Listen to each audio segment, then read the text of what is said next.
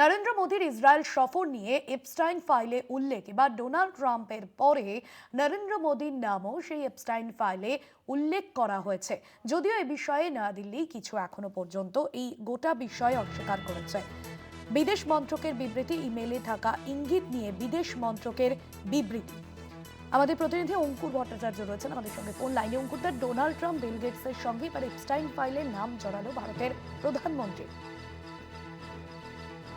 সেই বিষয় তো সেটাই সামনে আসছে। 2017 সালে নরেন্দ্র মোদী ইসরায়েল সফর করেছিলেন, সেই বিষয়টি উল্লেখ রয়েছে এপস্টাইন ফাইলে। এপস্টাইন ফাইলে আজকেই মার্কিন বিচার বিভাগ যে নথি ফাঁস করেছে তাতে প্রায় 30 লক্ষ পাতা, 2000 ভিডিও, 1,80,000 ছবি আছে। তারই মধ্যে যে তথ্য উঠে এসেছে সেই বিষয়টি নিয়েই প্রশ্ন তুলেছে কংগ্রেসের জাতীয় মুখপাত্র পাবন খেরা।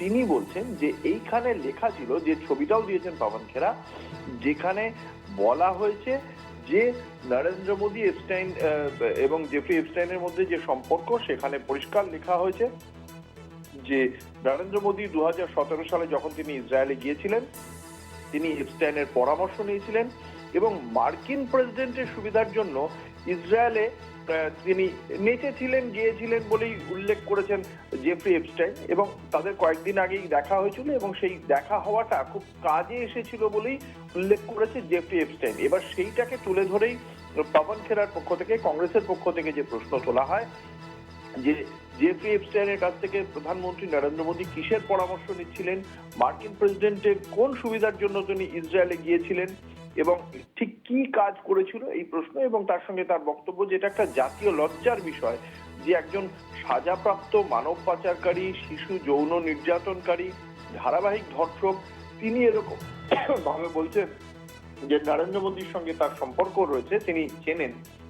এবং তারই প্রেক্ষিতে আজকে অবশেষে মুখ খুলল বিদেশ মন্ত্রক। বিদেশ মন্ত্রকের মুখপাত্র রণজিৎ জয়সওয়াল একটি বিবৃতি দিয়েছেন, যেখানে তিনি বলেছেন জেফ্রি এপস্টাইনের ফাইল থেকে যে ইমেল বার্তার বিষয়টি এসেছে, সেখানে প্রধানমন্ত্রীর তার যে ইসরায়েলের সফর, সেটার উল্লেখ রয়েছে।